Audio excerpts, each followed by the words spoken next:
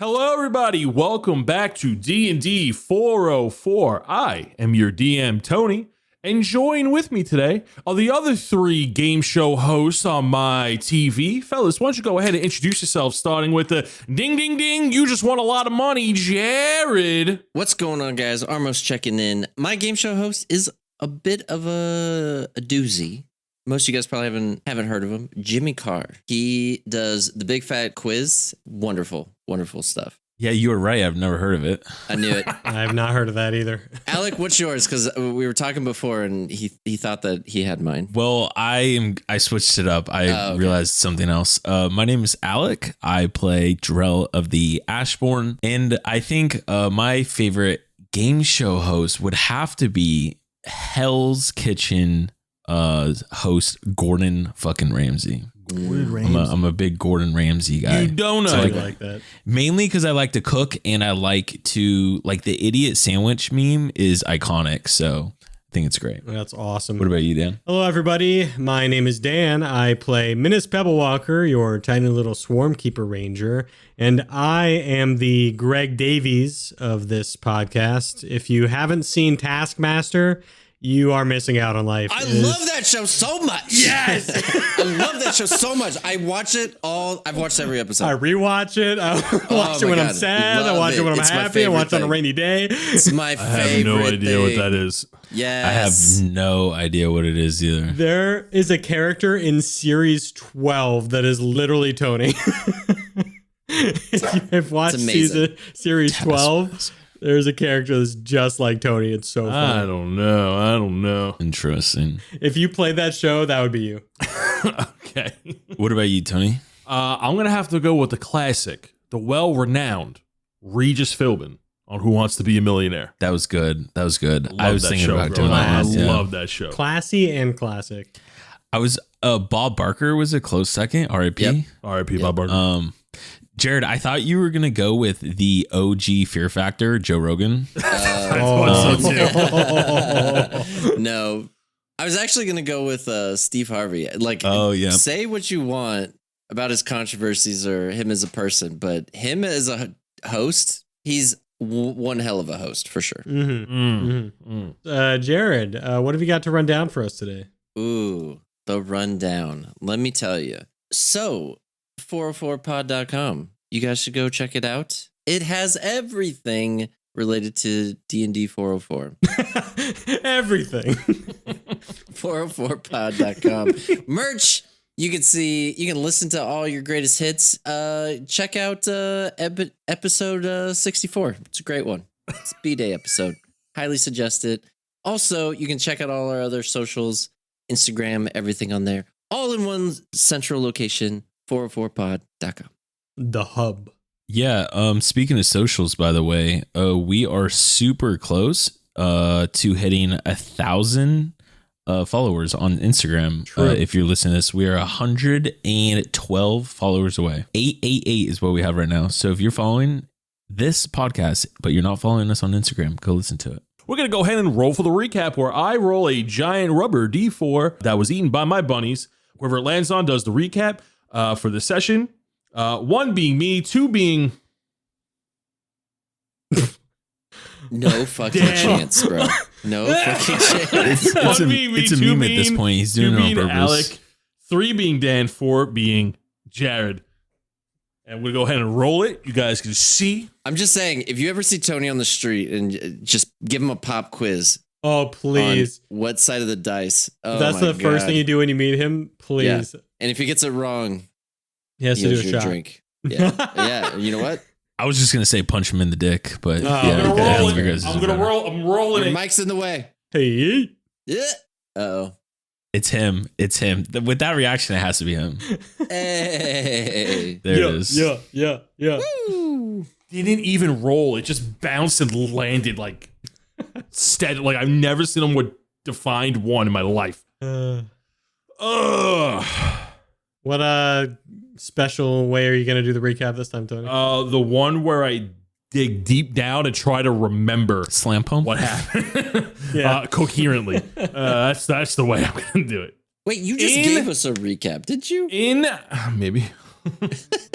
In our last session, the Bloodshard Bandits take a well-deserved night's sleep in comfy tavern beds, but not before accepting a job from Wilfred. After a night of gaslighting Minnis and Drell's ominous acid reflux, the group meets up with Wilfred, Zith, and the Dread as they journey and head into the jungle to find a mysterious no cave. After some jungle ventures, dinosaur sightings, and run-in with ravenous gnolls, our heroes make it to the entrance of an unsightly cave. Bard, play that intro, and let's get on with the show. Good morning, good afternoon, and good evening, and welcome to the world of Humbrea, featuring 3 first-time adventurers and 1 very patient DM. This is DND404. Gentlemen, boyos, welcome to session 79. Before you, within a large, hollowed-out tree, is the entrance of a cave you've been searching for. The mouth of the cave is encompassed by warped, blood-stained wood with a massive skull of a large beast hanging over the entrance. The mouth of the cave itself is completely dark as you cannot see into the cave from the outside. As you examine the outside of the cave, you notice that daylight, torchlight, or magical sight does not penetrate its darkness. The air coming from the mouth of the cave is stale and heavy. The longer you stare into the darkness, the more confined and claustrophobic you feel. So the 3 of you, with Wilfred, Zith, and the Dread, were carrying this package that Wilfred mentioned that could be a key to something, to a tomb. As the 6 of you arrive at this cave, Wilfred looks back at the 3 of you and looks at his group, and he goes, "Well, if this isn't the place, I don't know what is, but this looks ominous enough." Yeah, would you like Sid to cast some light on you guys, just in case? Well, we have our own torches, but you know, if we don't have the Yeah, but then you can wood. keep your hands free, you know, don't have to carry the torches, makes life easier. Absolutely. I think that would be a grand idea. Sid, get him! And I throw Sid at his weapon, whatever his weapon is. So you go ahead and you throw Sid at his weapon, and then you see that his sword illuminates as he draws his Bloodshard longsword. What color did he pick? Oh, he gets to pick a color? He picks a nice golden yellow. Wow. That's Yeah. a nice color. That's a very nice color. He goes, my favorite. Reminds me of home. And then he waves the sword around as the others also get a similar light. Drell, you sticking with maroon? Yeah. Like touches, what do you want this time, your axe or your... The hammer. The hammer, cool. So I cast light on his hammer. Sick. And Armos is fine. I'm good. It's actually worse when you guys have those on. Armos, you are staring into the mouth of the cave. Now you have devil sight. You have dark vision. However, you cannot see into the mouth of the cave. It is pitch black, almost like there's a wall blocking your vision. Magic. Reginald, on your shoulder, the hairs along his spine are sticking up. He does not look scared. You feel like he's shaking, but more in excitement. He goes, feels like home. Oh. And then he does this relaxing, exciting stretch, and he stretches out his paws, and his butt goes high up in the air, and his ears go straight out as the crooked ears straighten out for a moment and then coil back. Oh, can we go in almost? Can we please? Wait, why? What's going on? Guys, I signal just the other 2, not the whole everyone. I'm like, we got a problem. What was the problem? Reginald's very excited to go in there. This is not a good sign. Yeah, it's a cool dark cave. What, you don't like cool dark caves? Oh, it's a waterfall. You'll run to that one, but a cool dark cave you won't go. Okay. Wow, deep cuts. Still too soon. You know, I haven't heard you perk up before about a cave. Well, no, I love caves. What's so good about this one? It just feels like, I don't know, home. So wait, I can't see it, even though I can see magical darkness? Damn. Clipped at the wings. All my fun things. Okay, so they're leading, correct? Is that how you want to do it? Yeah, why not? Yeah. Yeah. Is there anything else you would like to do before you enter the cave? Yeah. I would like to give a nice speech. Of course. Oh, a nice 10-minute long speech? Go for it. Oh, you're going to Almost. love this guy. He gives the best speeches. Oh, looking forward to it. And you see the Dread turns around with his newfound companionship towards you, Armos, after you two got into a bit of a scuffle not too long ago. And you see that the flames within his eyes just burn a little more brightly as he looks at you. And I give quite a speech about different realms, existence. I go on to then sum it up about friendship, and it ends in a high five. Yeah, what does that sound like? Yeah, that was it. That was it. Yeah. Look, it's a feat. Let me just cast my feet and move on. Cast my feet.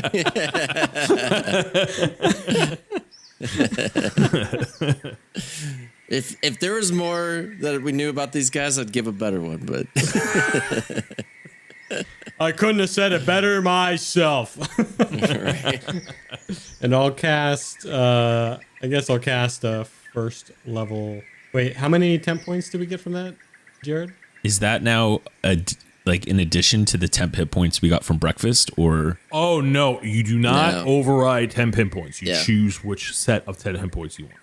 You know, clipping me at the wings. All right, well then I'm gonna do whatever Armos is gonna give us because I only have 2 left from breakfast anyway. So it's my level plus my modifier. So you get 17. Take it.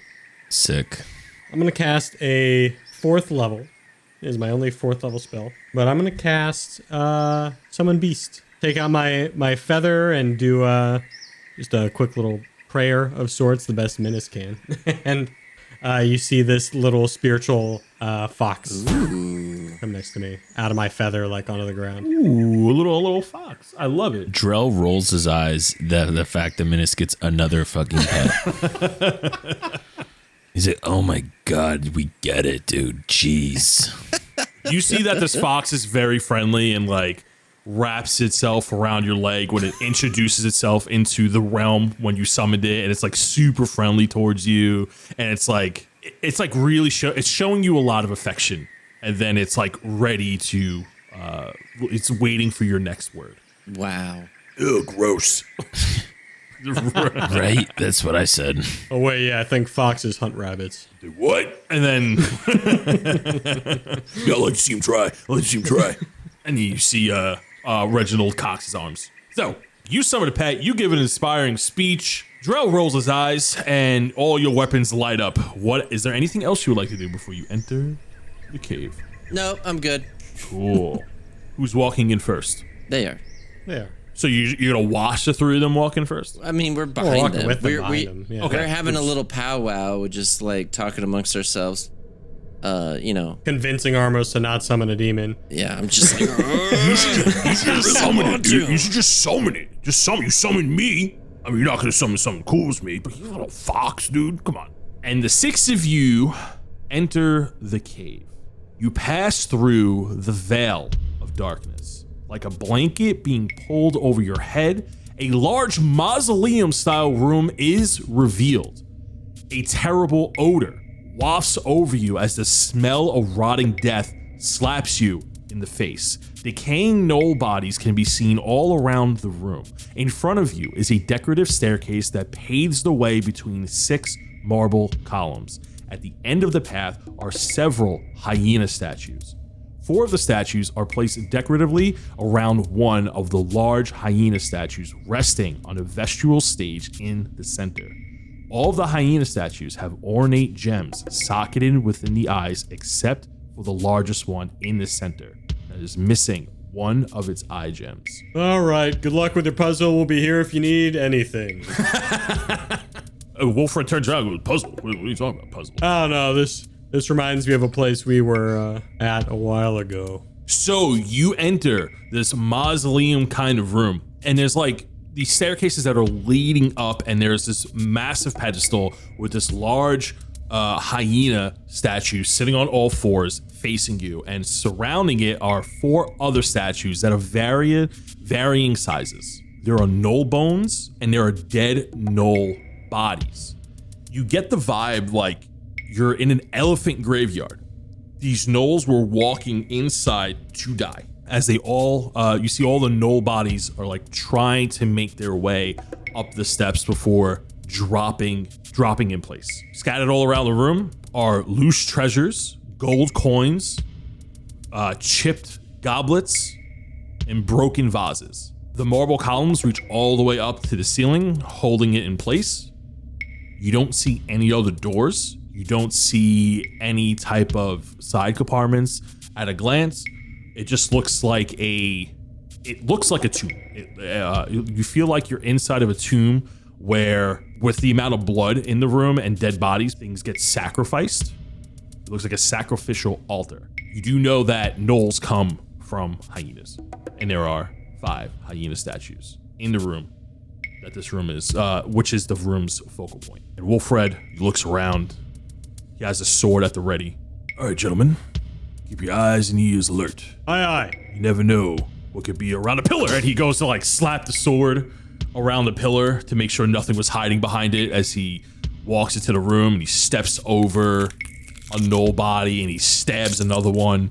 You see the dread go off to the side and place the crate down and begin to pry open the chest. You see Zith, the drow elf, take out his bow, and he looks like he's acting as a sentry, just looking around the room and then looking up into the dark corners, making sure that nothing is spying or watching them. What are the 3 of you doing? Oh, waiting for them to finish their job. I'm gonna just I want to walk around the room, just kind of like looking at everything and just like investigate like the walls and the floors and stuff. Give me an investigation check. I got to start doing stuff I'm better at.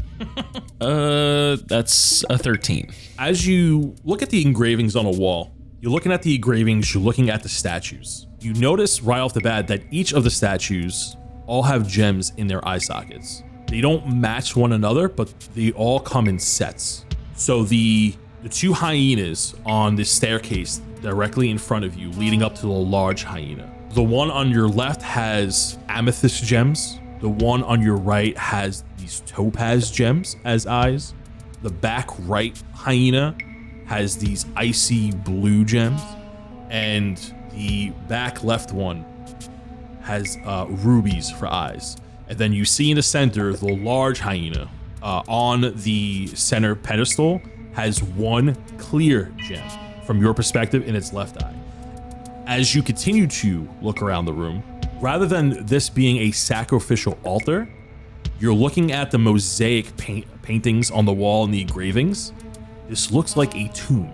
You're seeing crude drawings and sketches of hyenas turning into gnolls, and then other images of like a lot of gnolls and a really large gnoll like shadowing over them as a dominant leader, as if they're worshiping a god. And is the center statue the only one that's missing an eye? Yes. You also see that there is a plaque with words engraved onto the stone. I'll go read the plaque. It is written in a language you cannot comprehend.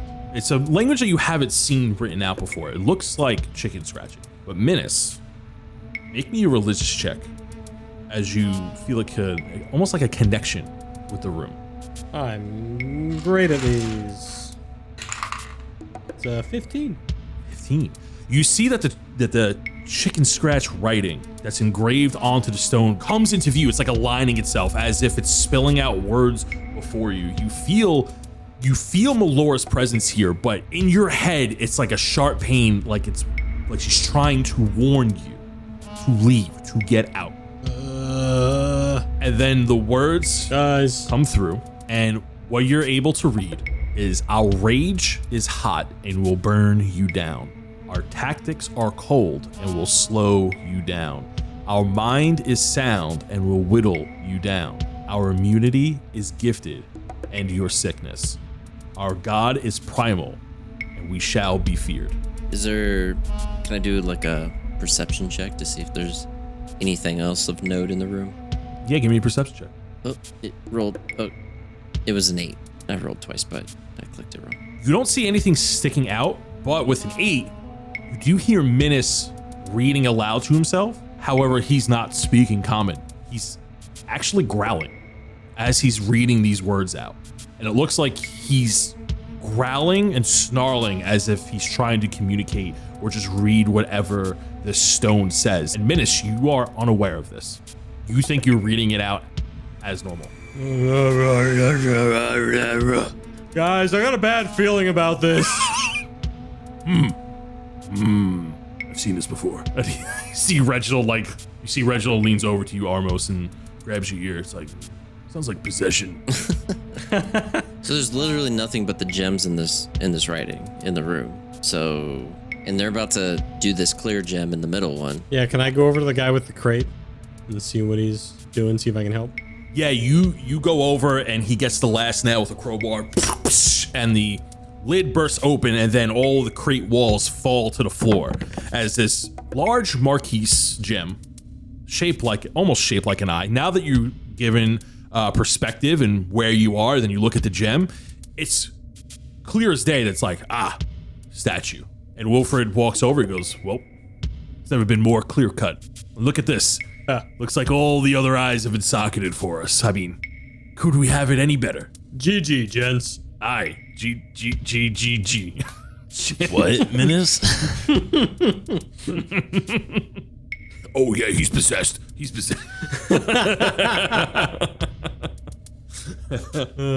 Minnis, why were you making all those noises? What do you mean? You were just like growling. Oh, maybe sometimes when I whisper to myself, it sounds like I'm growling. I don't know. Were you like reading or something? I don't understand what you were doing. Yeah, I was reading that plaque over there. Well, we did not understand what you were saying. Well, yeah, it's because you're so far away from me. I'm right next to You you. are now. What did it say? Yeah, what did it say, Minnis? Oh, yeah. So it said,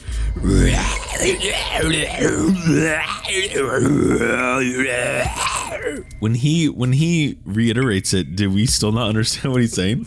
I didn't expect Dan to do that. I mean, why aren't you just telling us what it says, Minnis? I'm really confused. I was looking at the plaque when I read it again, and then I look back to them and I say, our rage is hot and will burn you down. And I repeat it normally without looking at the plaque. Our God is primal and we shall be feared. I mean, I just said that. No, you didn't, but okay. Wilfred, do you know what that means? What do you even know what this room is?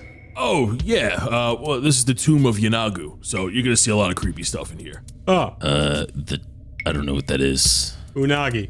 Yanagu. It's like, Is that like a dish or something? It's like the Knoll god, you know. It's like how Knolls are born, and basically it's a giant godly beast, and it just eats, destroys, and rips everything apart, and is carnage in raw form. But this is his tomb, allegedly. It's just a place that Knolls come to worship their god. You know, Interesting. It's nothing serious. You don't gotta worry about it. Tomb. I mean, it's a tomb. There's some treasure down there. There's an item that we've been hired to retrieve, so we're gonna go get it. But you know, Knolls come in here and they worship their god, and then they die. Cool. Yeah, I'm gonna get our equipment ready with the guys, and we'll be right with you. And I pull the guys aside. Guys, so I'm this kind of sounds like one of those situations where gem goes in, God comes out. Am I wrong here? Am I panicking too much? You know, I think you're probably right on this. It's not looking good. Listen, you don't gotta worry about a dead Knoll, and he kicks a Knoll, one of the Knoll bodies. Oh, well. That's not what I'm worried about. Okay. All right. I mean, it'd be kind of sick to kill a god, though. I mean, let's be real. That's pretty rad. That's a good test of your power, Drell. Yeah, it's pretty metal. Yeah, I think that would be pretty great. Right? Pretty great, Drell. Right, Reginald? That's what I'm talking about. Yeah, he high fives you. Okay. This is definitely a bad sign. They're getting along. I mean, but is it? All right, so we're going to stand back here while they put the gem in. I mean, it's up to you guys. What do you guys want to do? Go home. I guess we could just leave. Okay, I was really hoping you guys actually weren't going to say that. But, I mean, if you guys want to leave, I guess we can. It's whatever. Either way is fine. The Dread picks up the giant gem, and he goes and he begins to walk up the staircase leading to the giant statue. The statue itself is about 25 feet tall. Its head is about 20 feet tall. It's like hunched over the statue. And you see that he's trying to climb it, and the three of them are trying to figure out how to get it up there. And Wilfred yells over, "You think any of you guys can lend us a hand?" And they're trying to like daisy chain the gem up, but the gem is pretty heavy. It's all right, Drell, you go help him out. Armos and I'll figure out a way to get out of this situation. Yeah, I mean, you guys are like, the Drell brings up like air quotes and he's like magical ones. So, I mean, are you guys getting vibes from here or like what is the deal? Because, to me, this is just a room with a bunch of dead gnolls in it. Can we do an Arcana check? And while you roll that, I do say to Drell, oh yeah, so when I was reading that, I did get this like immediate feeling. It wasn't like words, but it was like a wordless way of Melora telling me this is a bad idea. We shouldn't be here. Yeah, you should have led with that, Minnis. I mean, We've been through worse, right? I mean, how bad can this be? And I look over at them almost getting the gem in. I mean, we did just fight the ghost of a dragon. As if dragons weren't bad enough, we fought its ghost. I mean, it's up to you guys. What do you guys want to do? We can go help them put the fucking gem in, or we can get out. I rolled a 21 on Arcana check. You don't sense magic, you sense evil. You do get a sense of magic from the gem that they're trying to put up into the eye socket, but nothing that screams out at you. The darkness that you like looked into that your devil sight wouldn't allow you to see further ahead gives you the feeling that this place is like great evil resides in here. Maybe this place just isn't symbolism. Maybe there's something truly evil in here. Literal evil. Okay. Yep. Not looking good, guys. In the same vibes as I am. Yep. Evil, no good. Hey, I put my hand up to my head and kind of like just peer around, and I look. Yep. Doesn't look like there's an exit. Let me look over here, and I'm kind of peering behind the statues to see if there's any other rooms. You do not find any rooms. This room looks like a mausoleum or mausoleum-esque in design. The whole focal point is the main hyena statue in the center, and the whole room is catered to that one position. So hey, just letting you know before you put that gem in, our evil radar's going off, and there is like bad voodoo in here. Well, what'd you expect? It's a place where gnolls worship their evil god. Gnolls are bad. If anything, desecrating this place would be doing the world a favor. That's true. You want to leave evil chapels, evil places of worship around? No. So maybe you help me get this gem in the eye. Maybe we could open the secret door, and then we can go get the thing. And then the sooner we get the thing, the sooner we can get out. Secret door? Where's the secret door? What do you think, the giant gem? I told you about this back at the tavern. Well, where is it? And I kind of look around because I don't see a door. Dread, let me down. And you see that the Dread lets Wilfred down. He walks over. Is this your first spelunking adventure? And he walks over to you. Have you never been in a weird room with weird statues, and you put an item that you may have come across before, then it unlocks another passage that was otherwise hindering your progress? Yeah, but there's also many different ways to open up a door. True. I mean, we don't know where the door is. If it's my guess, okay. It's underneath the statue. What if we move the statue without putting the crazy gem in there? Traps. That's my concern. I am worried about traps. Oh, you're worried about traps, but you want to put a gem in this mystical little statue. Yeah, I'm a big fan of and peace. You're not worried about what's going to happen then, but a trap. I might get poisoned. I don't want to take an arrow to the face. Do you want to take an arrow to the face? I don't want to take an arrow to the face. All right, I definitely don't want to get an arrow to the face by a dusty old door. I will check the statue for traps, and I walk over the statue. Go ahead and check for traps. The perception, right? Yes. That is a 17. You do not find any signs of traps. However, you also don't see any signs of breakage in the pedestal, as if it could move. Any signs of possible movement where this could move? All right, good news, no traps. Bad news, this can't be moved without magical means, it looks like. Can I do an insight check on if shit hits the fan, if these guys are going to bail on us or actually like fight? That's a good call. Yeah, go ahead and make an insight check. That's a nat one. Wait, nope, never mind. It's a 7. I got +1, 8. Sorry. Sevens and ones look like the same thing on my dice. It's an 8. Just by looking at Wilfred with an 8, he's traveling with somebody who is encased in armor. He's traveling with a drow elf. You know, drow elves in nature don't run from fights. Wilfred himself looks scarred up, like he's been in a few fights himself. Fighting isn't too far off from their nature. All right, fuck it. I'll help you put the gem in. And I walk over to help him. Okay, so while they're getting ready to put the gem in, what if I take one of the other gems out? What do you guys think about that? I mean, that would kind of defeat the purpose, right? We're trying to put the gems in. Well, I'm just, look, if here's what I'm looking at, right? I'm looking at all of these, and I point to the statues. Every single one of them has 2 gems in it, except this middle one.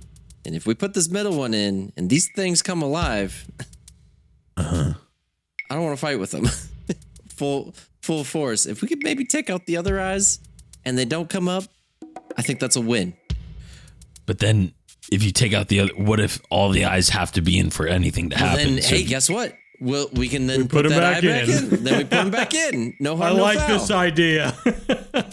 Worst case, we're at the same spot. Best Right. case, we're not mauled by five Ormos is a genius.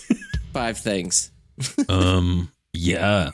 And I look at Wilfred, I guess. Wilfred shrugs and he goes, I mean, it's not the worst plan I ever heard. All right, great. All right, you take that one out. I'll take this one out. All right, I went and I grabbed I go and tried to grab, what is the back left one? Is the rubies, right? I walk over there. Does anything happen? You walk up to the hyena in the back left corner with the ruby eyes. Cool. I take out the 2 ruby eyes. No, one, just one. Okay. 2. You reach up and you remove one of the ruby eyes. It's supposed to be 2, but that's okay. You want to take out 2? You want to take out 1? 2. Both of them. You reach up with both hands and you take out the ruby eyes. And as you remove it, you feel this fiery, hot heat coming from beyond the eye sockets. And then flames scorch the area that you stand on. Make me a dexterity saving throw as you initiated a fire trap. I was planning on this. Guess what? I'm resistant to fire. Mm-hmm. Okay, I just Easy. want to... a 4. I get -1 to dexterity saving throws. By the way, You I'm ready. take 52 points of fire damage as you are scorched in the very space that you are occupying as you are now blown back. How you doing, Ormos? 50... You said 54? 52 points of fire damage. So that is half because you are resistant. Oh my god, bro. Thank God I didn't fucking do it. Drell, do the blue one. No, I'm good. I'm good. Wilfred looks at Dread and he looks at Zith, and I guess they're first time spelunkers. I think we oversold them. We probably could have got 5,000. Now I'm thinking about it. Minnis, you said you wanted to do one though, right? Yeah, as I'm reaching towards my gem, I see that happen to Armos, and then I stop and slowly back away. So I do get 2 rubies, correct? You do have 2 large rubies in your hand. They look pristine. They're in my pocket. You put 2 large rubies, and we can adjust their value later when you can examine them. But they look very clean. They look pristine condition. They're a little bit bigger than your fist. I wanna try and do the one on the right with a mage hand. Yeah. The one with the topaz. So Wilfred, as he sees that you're casting mage hand, and the mage hand saunters over to the eye socket. Wilfred wait. Though. What's that? Like insects though. Oh, man, a bunch of insects come out from your swarm. You see all these little Sids with wings fly over, and he goes, wait. Listen, he got scorched. Okay. Do we really want to remove more gems? Yes. Well, And I mage hand as well to take out the other one with him. How much force. So I believe Mage Hand can't move more than 5 pounds. 10 pounds. Can't attack, activate items, or carry more than 10 pounds. Okay. So you want to take out the topaz gems with your Mage Hand. As you see the group of Sids begin to pry, and Armos's devilish skeleton hand pulls on the other, you see that it takes some doing, and it begins to crack almost in place. And you pull it out. Nothing comes out. But then after a few moments, this green yellowish mist begins to pour out onto the floor. It begins to encompass the area slowly, and it begins to spread. Put it back in. Put it back in. Are the two of you putting it back in? I think Minnis definitely puts it back in. He gets too scared in those situations. So he's like he sees that happen. He's like, oh, gosh. It is pouring gas into the room. Yeah, right. Almost. You might just want to put it the fuck back in. Mine's the gas one, right? Well, you guys both did it though. Oh, I guess both eyes. Both yeah. did. So I put the left eye back in because I'm freaking out. I hesitate just a moment just to see what happens when he puts his back in, to see if it stops it completely or if it continues just. It does not stop when he puts his back in. Everybody make me a Constitution saving throw as the room begins to fill up with gas. Armos, can you please put the gem back in the eye? Oh my God. 19. 18. I got a nat 1, but I got a 10. If anything under an 18 fails, you take 27 points of poison damage. As you inhale this toxic smoke. Pass, you take half. Well, there goes all my temp points. Thanks, Armos. You're welcome. You see that Wilfred is like, oh, what the hell? And you see that Wilfred's going over to like get in your face. The dread is immune. Doesn't even move. You see Zith is covering his mouth as he lowers his bow, and the two of them look very pissed at you as they're trying to urge you to put the gem back in. And Wilfred is getting in your face. Yeah. All right, so I put it back in. All right, our bad. We'll stop. All right, so rage is hot. Will burn you down. Rubies. Oh my God. And I go and help them put the last gem in the eyeball. Wilfred dusts himself off. He gets in your face, Armos. And he goes, the two of you, and he looks at Minnis, and he looks at you. I'm kicking a rock. Need to cut the shit. Yeah, get it in line. This could be an easy gig. Easy. You're not fucking with shit. And he yells at you. We're clearly in an evil place. Now, I know that might be normal for you. And he looks at you, Armos, mocking your tiefling nature. He makes horns with his fingers. Whoa. He's like, I know that might be normal for you. Prejudice. However, poison is bad and we don't like traps. I think we just said that off. So stop messing with the gems. And then he pokes your forehead and he walks back over to Drell and then begins to put the gem into the statue. As they're putting it in, I do whisper to Armos, so maybe we just at least try the blue one. We gotta get the blue ones. Maybe just the blue. After they put that one in, maybe we get the blue one. It was like you know what I mean? It was their fault. They were in the way. They like to, the victim blame. It's fine. It's fine. All right, take it away, Tony. I'm so gaslit. I'm gaslit for my NPCs. Drell, as you help Wilfred and the Dread climb the statue to socket the gem, due to its weight, it takes some doing. As you place the gem, you feel the gem begin to move into place, and then it clicks, and then boom, a small shockwave is felt throughout the room. Quickly becomes darker as the gem in the statue begins to light up. The massive hyena statue in the center begins to rumble and crack, begins to move, knocking you down to your feet, and a voice emanates in all of your heads. Those who trifle with primal evil shall not be trusted within these halls. Everybody roll initiative as the massive hyena statue begins to get up, and Wilfred looks over to Minnis and over to Armos, and he gives like an I'm sorry gesture. And everybody roll initiative. It's 14. 13. I mean, 19. 19 for Minnis. 19 for Minnis, 13 for Drell. 8 for Armos. Nice. And a 10 for our allies here. You see that the hyena statue quickly gets up on all fours, cracking, lifting itself, breaking itself off the vestibule. Before we start combat, everybody give me a perception check as the voice emanates through your minds and the statue begins to lift itself. It's 17 for Minnis. Dude, I'm rolling like 16. so bad right now. 7. With a 17 and a 16, you notice that when Drell was busy putting the eye in, as it clicked into place, the room got darker, but the two of you saw a shadow seep out through the cracks from the ceiling of this mausoleum and shove itself inside the statue itself. It, like, as if the statue absorbed the shadow and then begin to stand up and is now standing on all fours. It is 25 feet tall. It is considered huge. And we're gonna go ahead and start the round on initiative 20. As the room begins to shake, nothing happens just yet. As we move to initiative 19, which is Minnis Pebblewalker. Minnis, what are you doing? I'm gonna take out my Mace of Disruption and my +3 rapier, and I'm gonna run towards this giant statue, evil shadow statue thing with my fox. I'm just gonna start attacking this to see what happens, and hopefully good stuff occurs.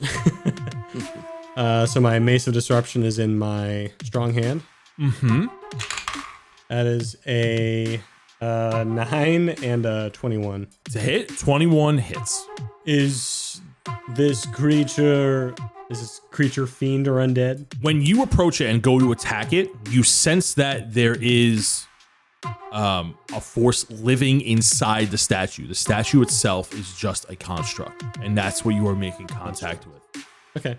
The first attack will hit for 5 points of damage. My SIDS will do an extra 6 points of damage.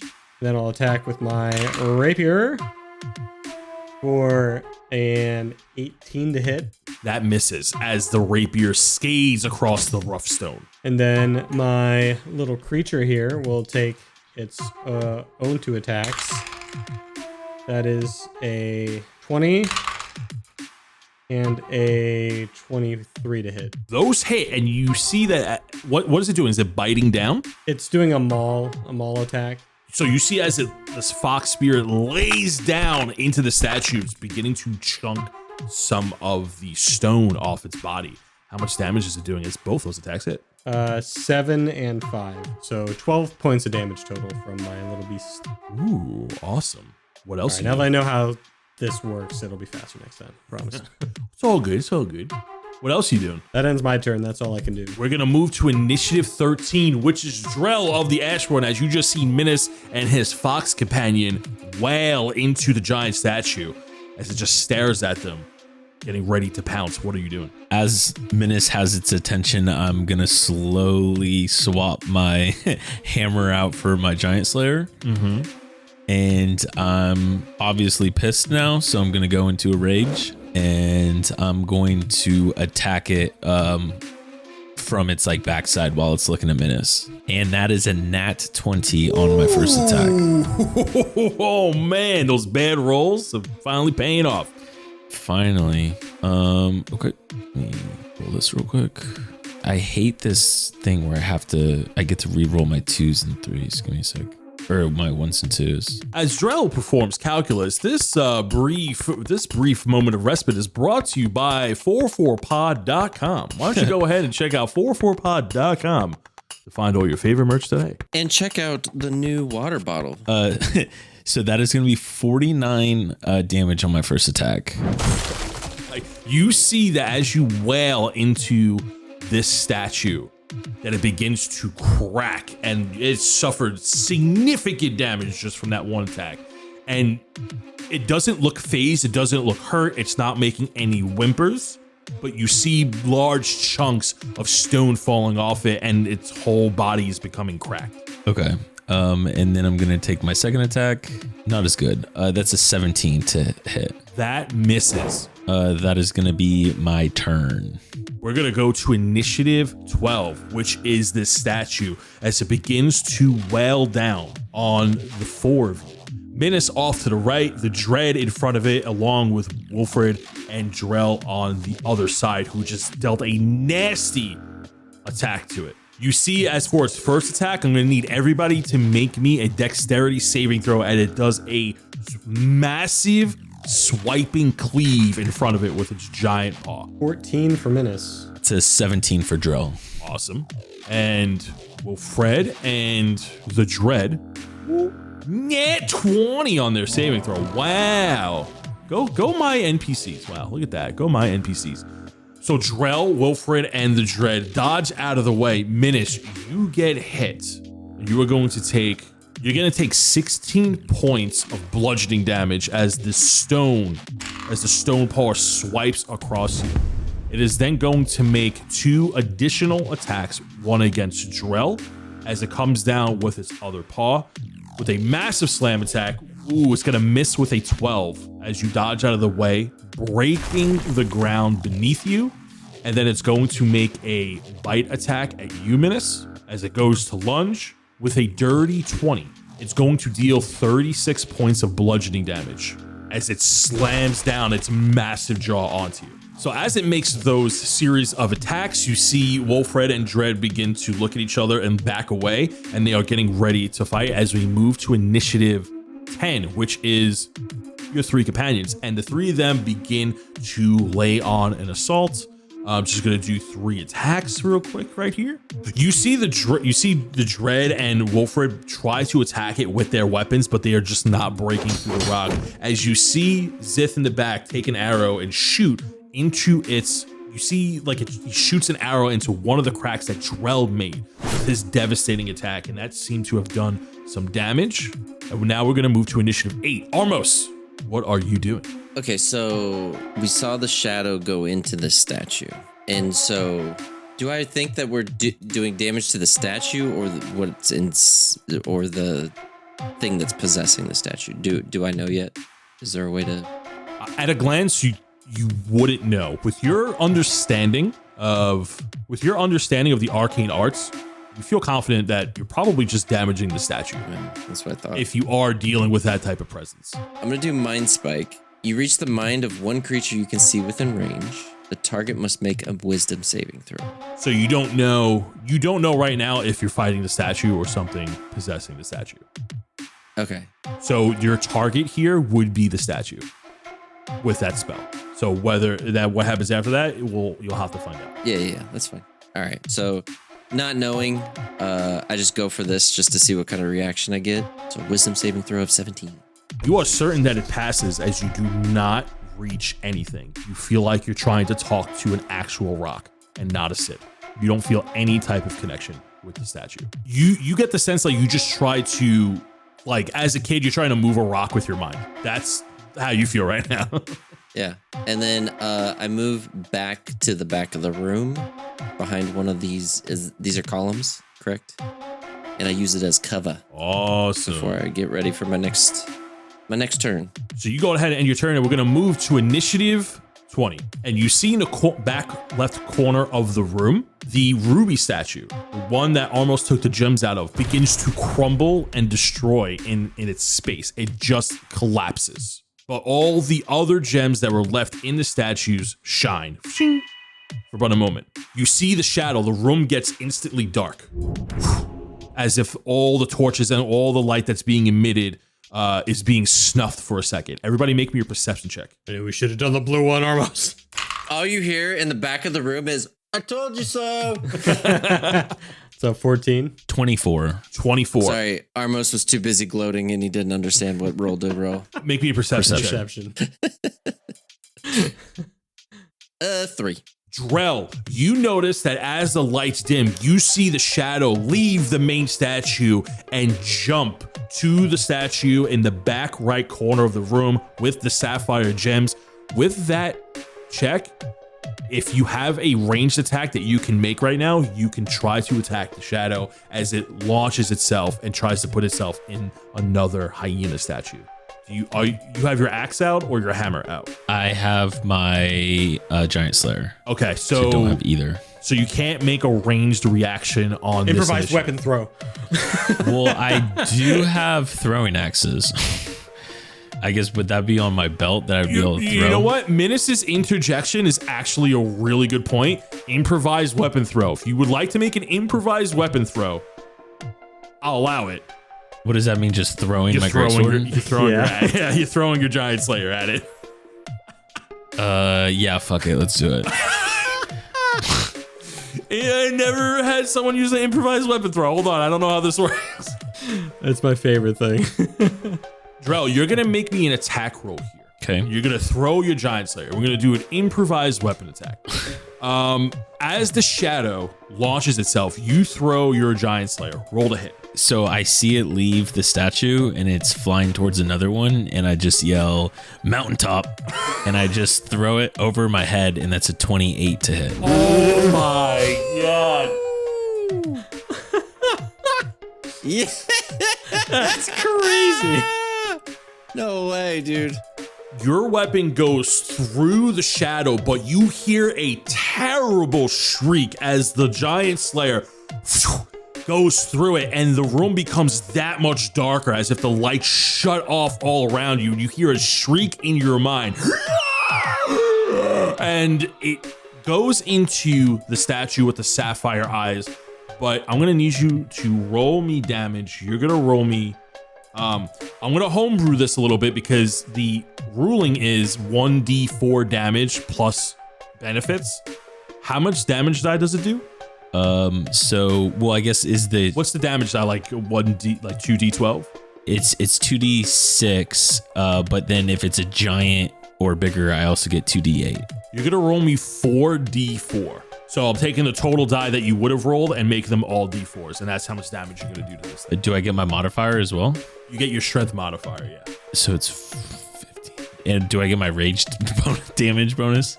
No, you do not. Oh, it's not melee. Yeah, that's actually a I specific just perk. learned this, Yeah. actually. I learned this like 2 weeks ago, and I was shattered.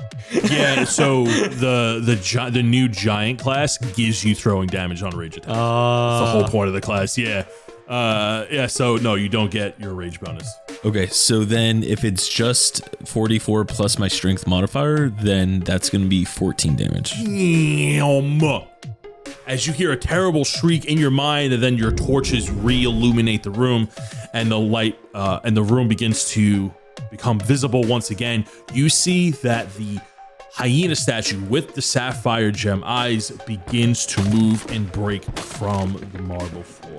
We're going to move to initiative 19 Minnis as the hyena with the sapphire eyes begins to move from the back corner of the room. What are you doing? Well, the first thing you'll notice, unfortunately, is that my fox goes away. And you see this fox whimper and dissipate, and it's like, no, I just got you.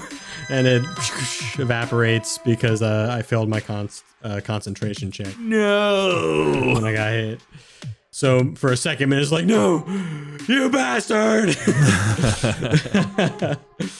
Guys, I don't have the fox anymore. I need your help. And I'll cast Bless on Drell, Armos, me, and Wilfred. You see Wilfred's sword glows a little brighter, and he gives you a nod.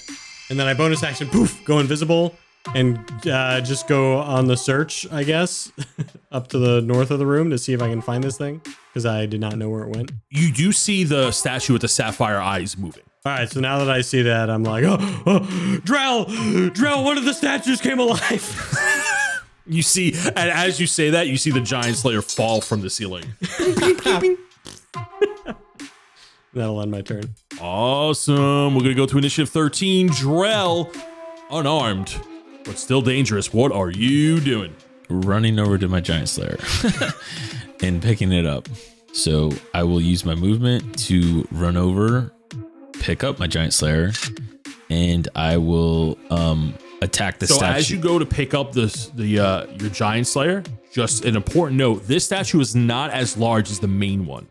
It's about half the size. It is not considered a huge creature. That's okay. But thank you for letting me know. I am going to still hit it with my giant slayer. So I run over, I pick up my Giant Slayer, and I just start swinging away.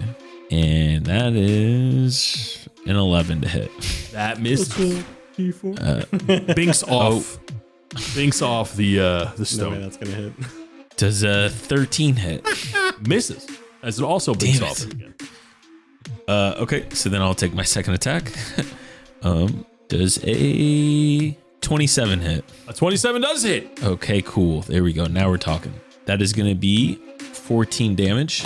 And then I would like to use my attack. I would like to expend one of my superiority die to make it a menacing attack. It says when you hit with a weapon attack, you can expend one superiority die to add the total damage roll to the target, and the target must take a wisdom saving throw of a DC 16. On failure, it's frightened of you until the end of your next turn. So I get to add 1d8 damage, which is 8 damage, and then it has to make a DC 16 saving throw, or it's feared. As you make the attack and you leave another nasty crack in the stone statue, it just continues to stare at you. And then I point to somebody else. It was him. We're going to move to initiative 12, which is the statue. And you see that the statue begins to glow this icy blue color as its paws begin to glacial over and its mane, its hyena mane begins to glow blue as if it's trying to emanate ice. It's going to make 3 attacks against you. Against who? Against you, Jarrell. Oh. With a 23, a 9, and a 18. The last 2 miss.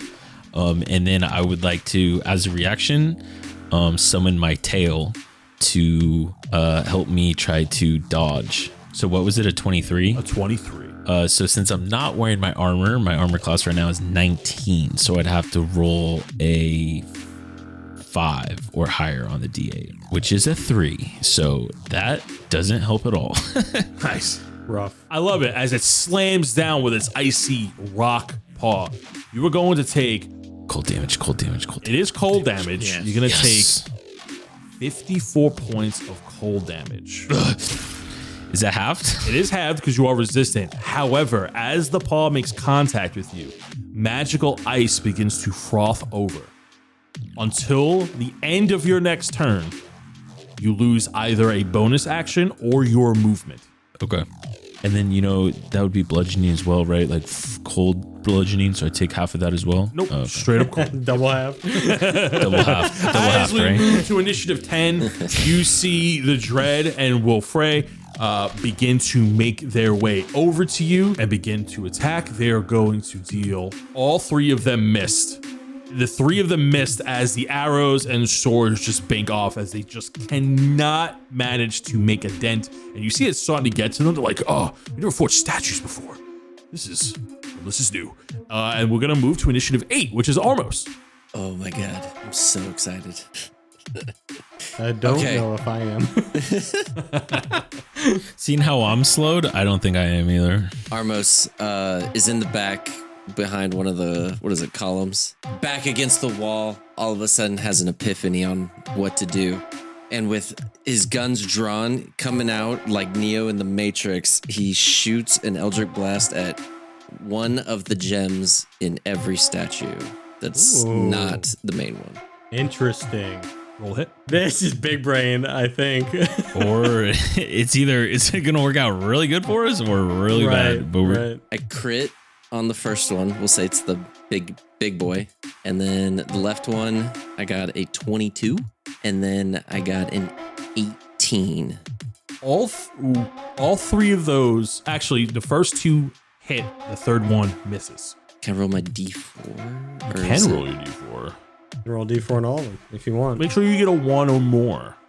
3. So I got a, You hit all 3 Eldritch Blasts right in the gems. You hit 1 Sapphire, you hit 1 Amethyst, you hit 1 Topaz.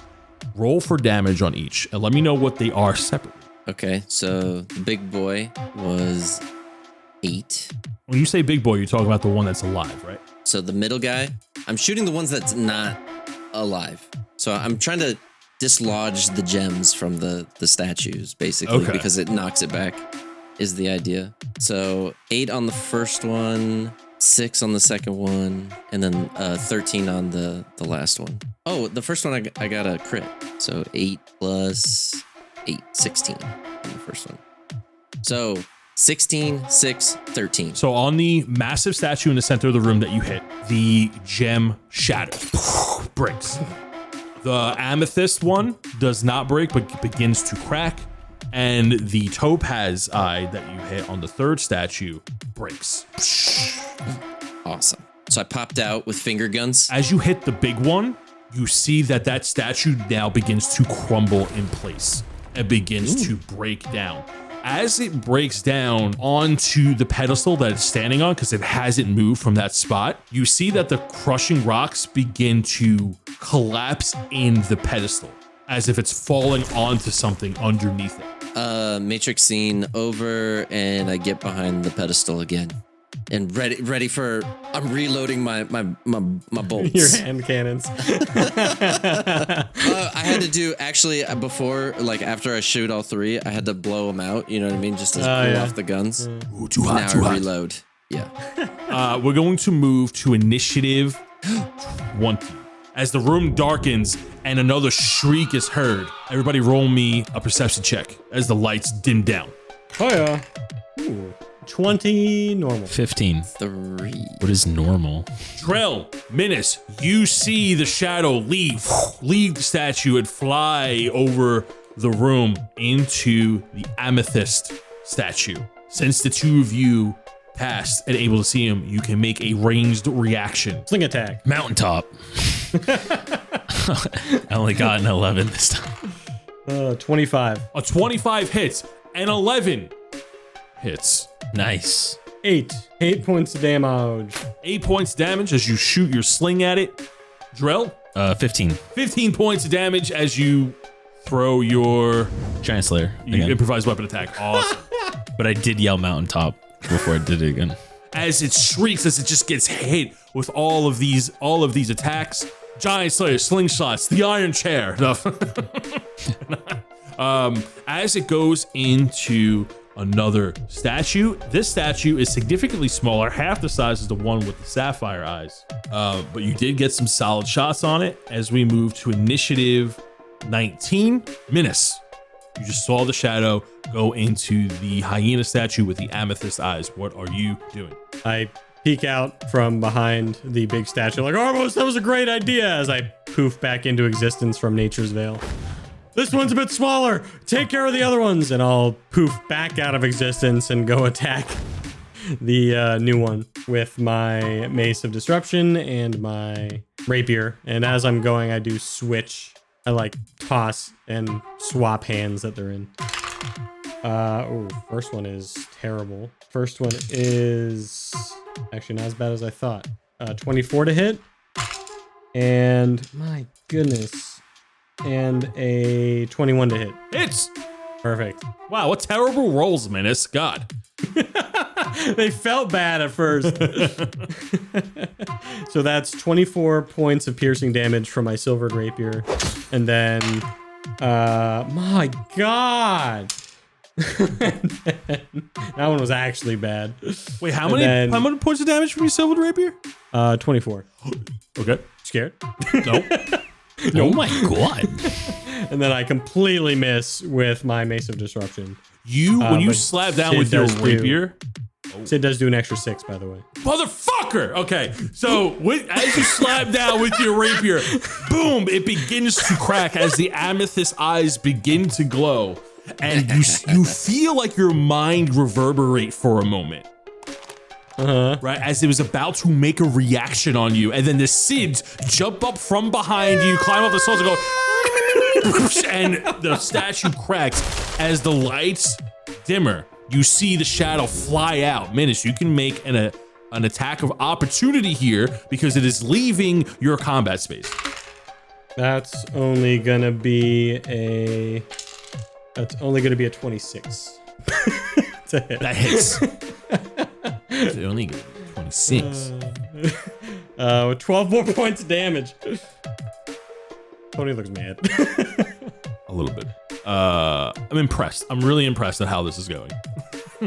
As the shadow shrieks again as you take an attack of opportunity. It goes into the hyena statue with the topaz eye that almost recently blew up and only has one eye. And as it goes into the statue, you see that it begins to crack in place, but it comes alive. It is the same size as the amethyst hyena statue, and it begins to lift off its pedestal. We're going to move to initiative 10, which are your allies here, as they turn around and see that the topaz statue is beginning to move, and they begin to lay into it. Wow! 2 19s as they run over and begin to lay into it. The Dread and Wilfred will deal 20 points of damage. Wow. This statue is looking very, very, very messed up. As the beginning, it's completely cracked. It is now shattering. You feel a pressure in all of your minds, something of fear, and also a warning as we move to initiative 8. Armos. Did I get skipped? Oh, yeah. Minnis, the scary statue. No, Minnis, Drell, scary statue. Drell. I thought. We move to initiative 13. Right, because we did a reaction. We move to initiative 13. Drell. So Drell scurries over to pick up his giant slayer again. Oh, well, I guess I'm frozen, right? I'm slowed. Yes, so you lose your bonus action or you lose your movement. I will lose my bonus action. And I'm going to use my movement to run over and pick up my giant slayer. Would that be over where Minnis was, or? Yeah, it's where the last statue was. Okay, so then I'll sling that over my shoulder. With the rest of my movement, I'll just pull out my dwarven hammer and throw it at the new statue. Cool. And go ahead, roll a hit. Rad. That's going to be still blessed, 17 to hit. Misses. Okay. Dwarven thrower goes past the statue. Well, it comes back to me, and I throw it again. Roll a hit. Attempt number 2. That is going to be a 21 to hit. That hits. That is 12 damage. Oh, no, sorry. I don't count my bludgeoning. That is 10 damage. The statue smashes as you throw the hammer through it. As you hear a shriek again, and the shadow jumps out as the lights dim. It begins to fly and search around the room for a statue for it to inhabit, and it goes to the one with the sapphire eyes. Flies high and into the statue. Oh, not the ice one again. And that is the end of my turn. We're going to move to initiative 8, which is Armos. Okay, perfect. So the spirit, we'll call it, is in the sapphire one right now? Yes. Well, in that case, I'll do come out with finger guns and see that there's only one statue left and aim for them glorious peepers. So I get 3 shots. I guess I'll do 2 on the left, 1 on the right. There we go. 16 plus 4, 17. Misses. I'm glad I did 2 on the left. Nat 20. Woo! Nice.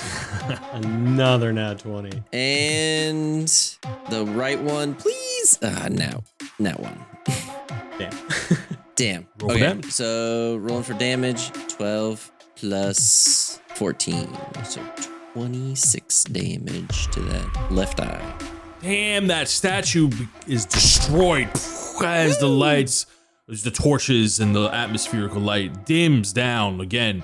You see that there's this shadow zipping around the room. It has nowhere to go. It's just this amorphous blob, and it is shrieking in your ears. We're going to go to initiative 20. As nothing happens because the shadow cannot find any statues to possess. It's going in and out of columns, in and out of bricks. It is now trying to find a way out, and it is warning the 6 of you in the room. We're going to move to initiative 19. Minnis, what are you doing? I don't know. Part of me wants to let Wolfie out and try and capture this thing, but I think Minnis is just going to keep attacking, I guess, and I'll just throw some sling bullets at it. So 22 Hits. and 17. That is 22 points of damage plus it's 2. Yeah, 24 total. you shoot your shots, and it begins as the shots make contact with the shadow. It shrieks in your mind again, and then you just see the shadow disperse. As the shadow disperses, you see the remnants of the spirit begin to flee to the corners of the dark room, and then gone. I go right up to what's the guy? Wilfred. Wilfred, and look him dead in the, get right up to his face and say, your condescension, I can't say the word now. Condescension? Yeah. Is a condescending tone. Yeah, your condescending is a tactic used to mask one's own insecurities. I've danced with devils and demons, cheated death, traps, or like child's play to me. So unless you got something more useful to offer, I suggest you let the experts handle it. And I just blow up whatever remains are still out of one of the statues. Steam coming out the finger. Yeah.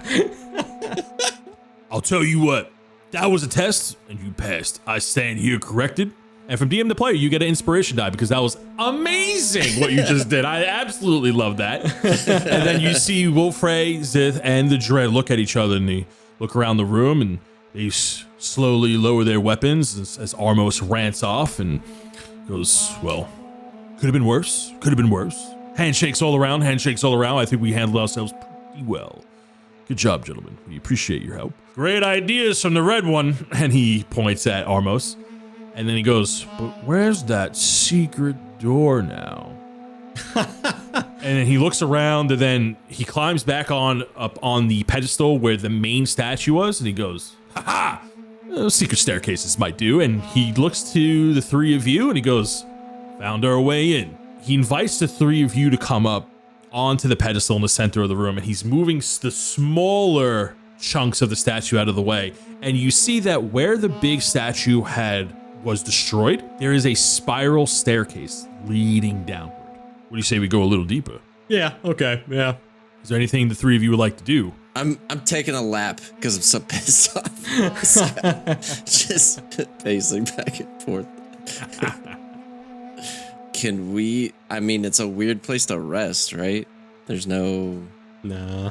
It would be cool, but I mean, I'm not like... I don't want to rest in here. Yeah, it's kind of weird. All right. So are the three of you going down the staircase? I go to my cart that is like in the back corner of the room now. I do take out the flask just in case. I bring the iron flask with us, and I will use my tireless trait to give myself some more temporary hit points. You see that the handcart rumbles in from the Dark Veil entrance, and you get your iron flask, and then pops invisible again. And the six of you begin to head down the stairs. And it becomes very hot and musty. And the six of you are now walking single file because of how narrow the staircase is. And as the stone wall begins to turn to earth, you are descending deep down. You feel like you're going underground. It feels like you're standing right next to a flame. Armos, you're feeling all right. It doesn't bother you too much, but even you can tell that this is uncomfortably warm. You see Wilfred as he's walking down with a torch. He goes, oh, this is kind of a lot right now. And he's like unbuttoning his shirt and he's trying to make himself more comfortable. You see the Drow Elf also doing the same thing. Minnis, you're dying down here covered in fur. Oh, yeah. You see that the Sids are like having a hard time holding themselves together because they look very dehydrated even for rocks. And you begin to descend downward. A solid 15 minutes pass. You do not hear any noise coming from above you, and you finally reach a landing. Ahead of you is a tunnel. The tunnel is about 5 feet high and wide.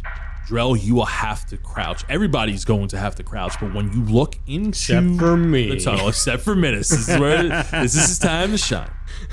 The walls, the floor, and the roof are covered in bone. All the skulls look like gnoll skulls.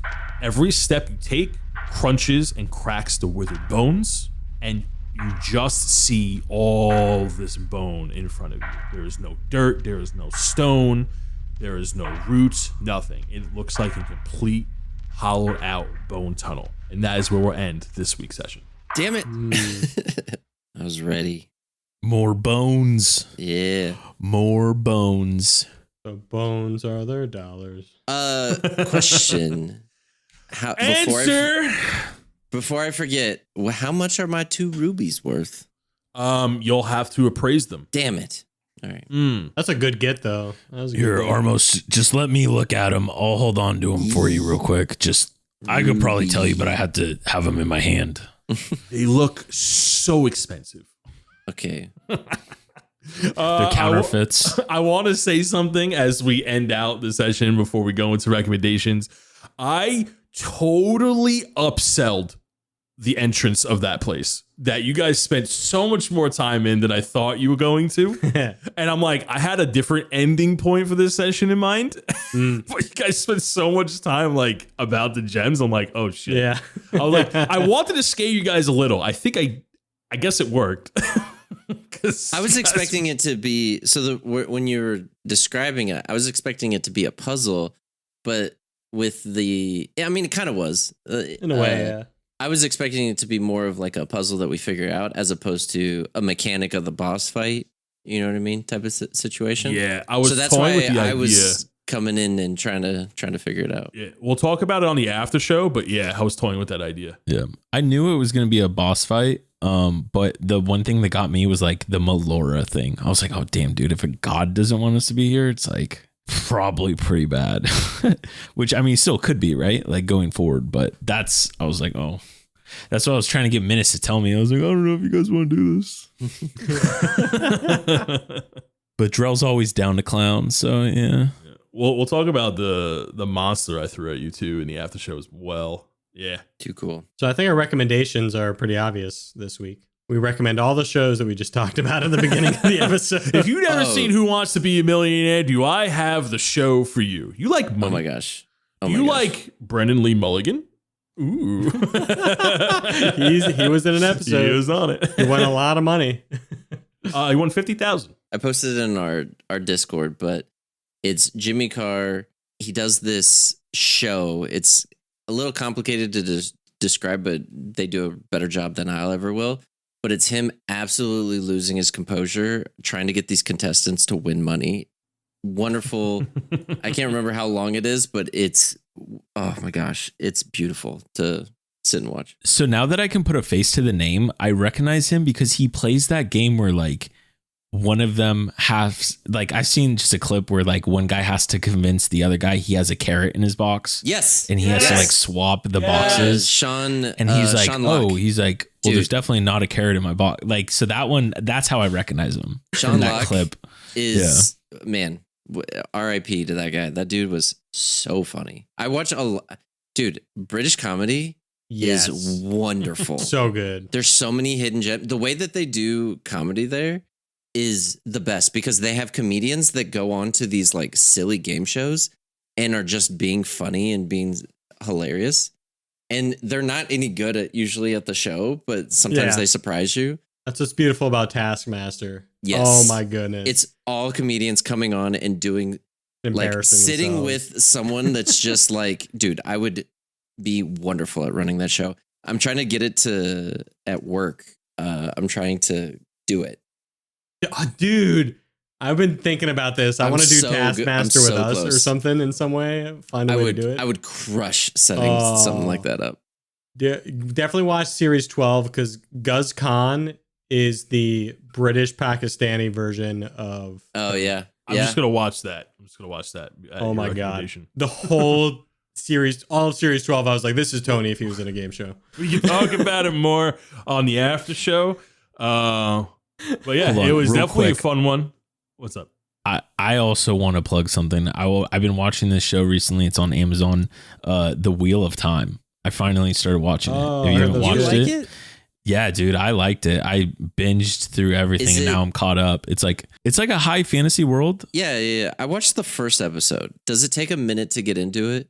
Or were you hooked right away? No, I mean, I probably had to watch like 2 or 3 episodes, and then I was Okay. like, okay, this is cool. I want to see where this goes. And then I was like super worried that the second season wasn't going to be as good, and then I feel like the second season's like living up to snuff. I like it, to be honest. It's pretty good. So now I'm pretty sad I'm all caught up. It's only like 10 episodes, I think, a season or something like that. So yeah.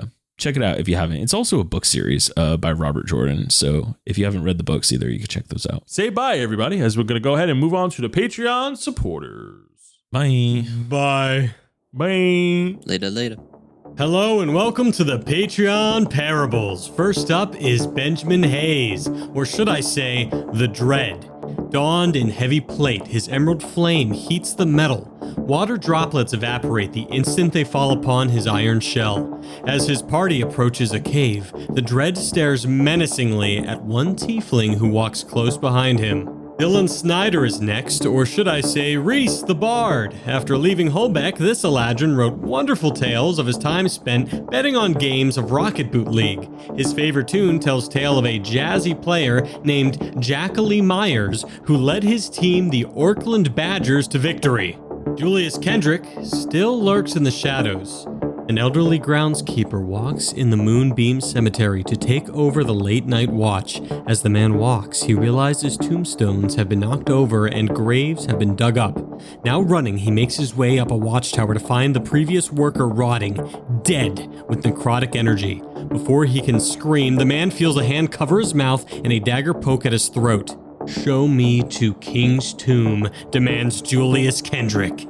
Speaking of the dead, Reigns is next. Too soon? Anyways, his family's grieving over the loss of their beloved scientist. As his mother weeps by her bedroom window, she holds tight to Reigns' name tag when, bang! Something hits the door leading out to the balcony. She screams and jolts her head up to see a webbed claw leaning against the glass with red eyes peering through the dark. But on to happier patrons. Alara Dawnstar has fixed the roof, replaced the giant iron doors, and restored every stained glass window in the Temple of Scoraeus. She feels pretty proud of her BAM! A noise can be heard from the central hall where the purified Acryla shard resides. What is happening with our patrons this week? Captain Scarrow walks with heavy boots down the starboard side of his ship. Nothing can be heard but the waves beneath his feet and a slight breeze across the sail. His hand is held high above his head, stiff as a plank. Fog surrounds him and his mates, but this is exactly as he planned. They break through the fog to find a smaller ship sailing half a mile west. Thrusting his hand down, Scarrow shouts, "Fire!" Ryan Green is next. Rumors grow within the murky forest of Riverwood. Our new protector branches out to new biomes with green intentions along with growing expectations. The Woodland Woad seeks to connect the forests of Humbrea. And last but not least is Scout. The Hydra Guild is a world-renowned monster hunter guild, well known for tackling big beasts and bringing home bigger trophies. Scout starts his journey by tracking their first fearsome foe. Will he make a name for himself, or will he come back with his tail between his legs? Only one way will tell, and both paths start with a draw of his bowstring. Now it's time for the Sidja College alumni. Andrew Hall starts us off. Quick question. Say someone got trapped in a tarot card. In fact, let's just say, theoretically speaking, 10 wizard students got trapped inside 10 tarot cards and are now fighting with the magical creatures that have come alive within the paper. How would you go and get them out? Asking for a friend, of course. Artemis is next, and his lessons at the Kambuki Isles have been going very well. He misses the Sidja College, of course, but this work is important to him. Now that the anti-bullying classes have been so successful, it is time to move on to his next lecture, Fighting Pit Combat 101. Sly slinks stealthily into the next spot. Guards rush past an alleyway with clanking, armored footsteps. After a moment, a half-elf pokes their head out of a barrel. They toss their cloak aside and shift forms, now taking the appearance of an orc. Sly grabs a wheelbarrow and blends back into the crowd. Sacageway is next to the Centaur Trackstar. He just got back from Holbeck, where he got to see his favorite RBL team, the Holbeck Hydras, play against their rivals, the Orkland Badgers.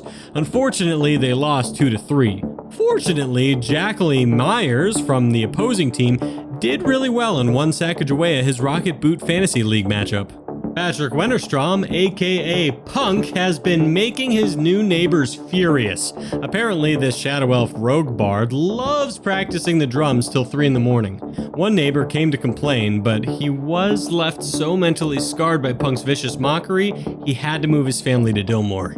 Robert Crisp is back. He wakes to a horde of people standing over him. The doctor tells him he has been in a brief coma, but everything is okay now that he's woken up. Robert tells the doctor he had a terrible dream that a tiny bread village he was studying got eaten up by some jerk named Warden. The doctor looks blankly at Mr. Crisp. Yeah, about that. Saint Chaos sits alone in prison. His antics have gotten so out of hand that even the other prison mates won't talk to him. He was able to steal a quill and some paper, but struggles to get many words on the page. The only words so far at the top of the parchment are, Dear Artemis. And now on to Humbrea's heroes. Abdulrahman is working on a new potion called Anti-Theft Elixir. Hopefully the effects aren't too aggressive. Elijah Vega, aka Nefarious Ducarius, has just started working on a new bodybuilding routine that focuses on beauty muscles. He heard stories of a Goliath with glutes so thick they split a kraken in half. Man with Glass is not accepting carrier pigeons at this time. He's taking a mental health month to mourn the loss of his masterpiece. Sergio Rodriguez has reached his quota for Bloodshards this month and is being promoted to head guard of the most southern watchtower. Terminal No Name has stepped down from Holbeck Hydras as a player to focus on growing the league as its founder. A famous bard named Baylor Thrift is dating one of the players, so he is trying to take advantage of the new fans. Captain Dandelion is training to become a great thief so that he may someday compete with the likes of shape-shifting Sly. Odumel has just finished healing the last survivors in Dillmore and is now on her way back home. Johnny Tar is currently training in Gilo to be a great fighter, but what kind of fighter will he become? Caleb Schneider has just slayed another Lycan. It was the jazziest battle of his life, and that, ladies and gentlemen, is the end of our Patreon shoutouts. If you would like to see your name read here and support the podcast, please head on over to patreon.com/DND404. That's patreon.com/DND404. See you next time.